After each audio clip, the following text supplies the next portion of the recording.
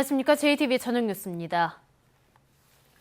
전국적으로 중동호흡기 증후군 메르스 때문에 격리 관찰하는 대상자가 크게 늘었지만 전북은 줄었습니다.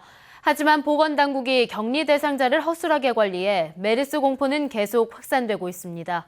송창용 기자입니다. 전북에서 중동호흡기 증후군 메르스로 격리 또는 관찰 대상이 된 사람은 모두 22명입니다.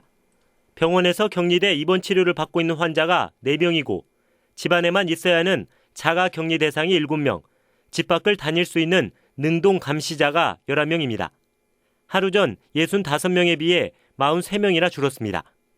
메르스 의심 환자로 분류된 60대 남성이 음성으로 최종 판정되면서 남성과 접촉했던 의료진 등이 대거 제외됐기 때문입니다.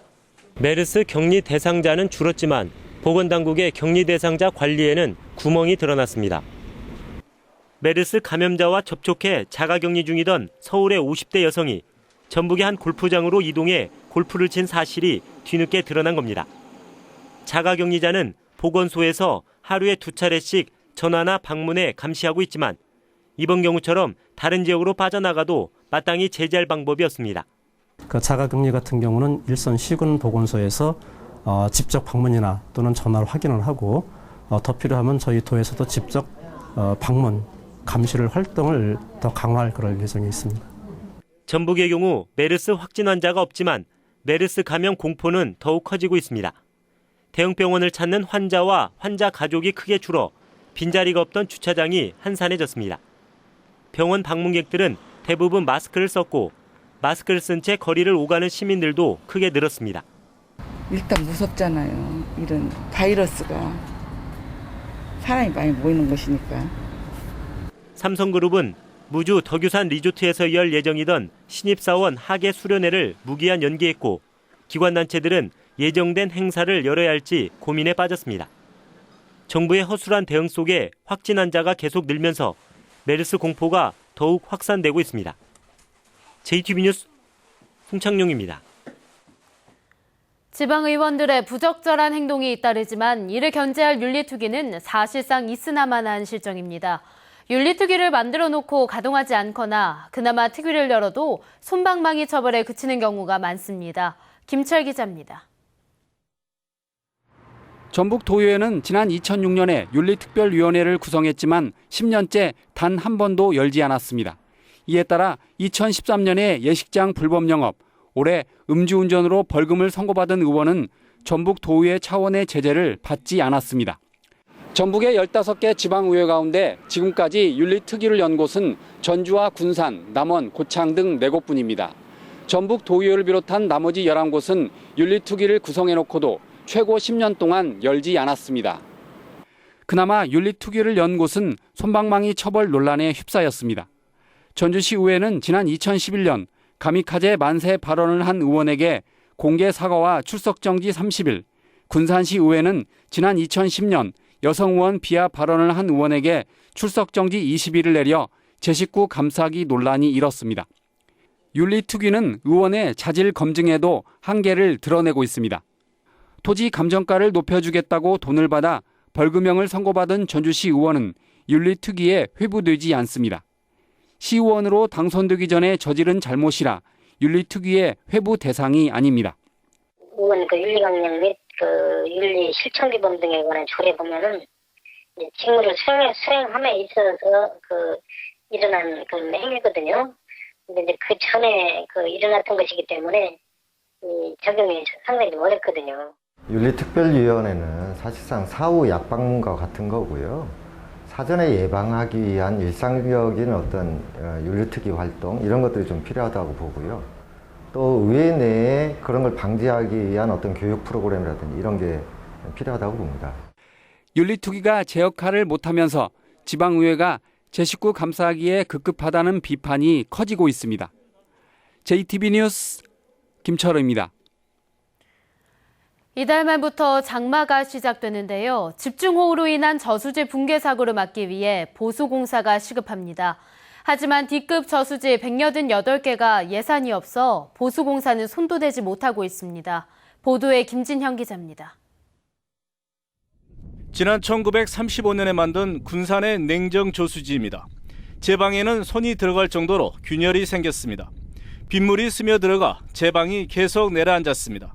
그 틈으로 조수지의 물이 밖으로 새 나가고 있어 보수공사가 시급합니다. 침하가 돼서 슬라이딩이 되고 있습니다. 이 부분에 대해서 저희들이 지금 보수할 계획을 하고 있습니다. 양호한 재질로 성토를 한 후에 제당에 그라우팅을 해서 차수를 실시할 계획입니다. 1945년에 축조된 이 조수지는 붕괴 위험이 있는 D급 시설로 지정됐습니다. 시설이 노후돼 제방에서 물이 새고 있지만 보수공사는 시작도 못하고 있습니다. 전북에는 267개의 조수지가 D급 시설로 지정돼 있습니다. 하지만 188개소의 조수지는 내년부터나 보수공사가 가능합니다. 군산 정읍 등 일부 시군의 D급 조수지 가운데 예산이 없어 안전진단조차 하지 못한 곳만 절반이 넘습니다. 국민 안전진단은 지금 그렇게 많이는 안 받고요. 몇 개소만 받았고요. 안전진단 비용이 예산이 서야만이 가능하다. 시군은 조수지 보수공사와 정밀 안전진단 예산의 50% 이상을 국가 예산에 의존하고 있습니다. 하지만 예산 지원이 충분치 않아 보수 작업은 속도를 내지 못하고 있습니다. JTB 뉴스 김진형입니다.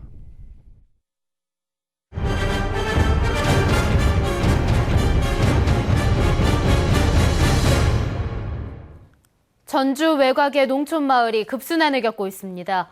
전원주택과 빌라가 잇따라 들어서면서 인구가 크게 늘었지만 상수도 공급량이 그대로이기 때문인데요. 주민들이 불편을 호소하고 있습니다. 민원 현장 하원호 기자입니다. 모악산 자락에 있는 도계마을입니다. 이곳에 사는 김경자 씨는 지난 사흘간 수돗물 공급이 끊겨 큰 불편을 겪었습니다. 부엌과 화장실에 커다란 물통을 가져다 놓고 물을 받아 썼습니다. 물이 안 나오니까 물을 받아놔야 이용을 하죠. 설거지도 하고 샤워도 하고 화장실, 특히 화장실이. 식당을 운영하는 김종수 씨도 물이 나오지 않아 영업에 큰 지장을 받았습니다. 이 마을의 급순환은 2년째 계속되고 있습니다. 아랫마을에 전원주택과 빌라 등이 잇따라 들어서면서 수돗물 사용량이 크게 늘었기 때문입니다. 물이 이제 완전히 물땅굴에 찼을 적에는 잘 나오는데 없을 적에는 저 아래서 싹 써버릴 적에는 요건 안 나오는 거죠. 하지만 2007년에 설치된 급수 탱크는 40톤에 그쳐 860세대 2천여 명의 주민들이 쓰기에는 턱없이 부족합니다. 전주시는 뒤늦게 급수 탱크 용량을 100톤 더 늘리기로 했습니다. 고지되기 때문에 물탱크를 받아서 내리는 그 체계예요. 근데 물탱크 용량이 작으니까 물탱크가 좀 확장 계획을 지금 갖고 있었고 지금 추진 중에 있어요. 하지만 물탱크 확장 공사는 오는 8월쯤에나 마무리될 예정입니다. 주민은 늘었는데 상수도 대책이 뒤따르지 않으면서 주민들만 큰 불편을 겪고 있습니다. JTB 뉴스 하원호입니다. 전주지법 형사 3단독은 외제차로 일부러 사고를 낸 뒤 보험사로부터 돈을 받아 챙긴 혐의로 기소된 36살 김모 씨에게 징역 10월을 선고했습니다. 또 공범인 47살 이모 씨와 49살 최모 씨에게는 각각 징역 6월과 4월을 선고했습니다. 이들은 지난 2010년 6월부터 2년 동안 4차례에 걸쳐 외제차로 일부러 사고를 낸 뒤 합의금 등의 명목으로 보험회사로부터 1억 5천여만 원을 받아 챙긴 혐의입니다. 전북경찰청 사이버수사대는 인터넷을 통해 유아용품을 싸게 판다고 속여 돈을 가로챈 혐의로 인천에 사는 33살 신모 씨를 구속했습니다. 주부인 신 씨는 지난해 6월부터 최근까지 한 인터넷 게시판에 유아용품을 싸게 판다고 글을 올려 380여 명으로부터 모두 1억 7천여만 원을 받아 가로챈 혐의입니다.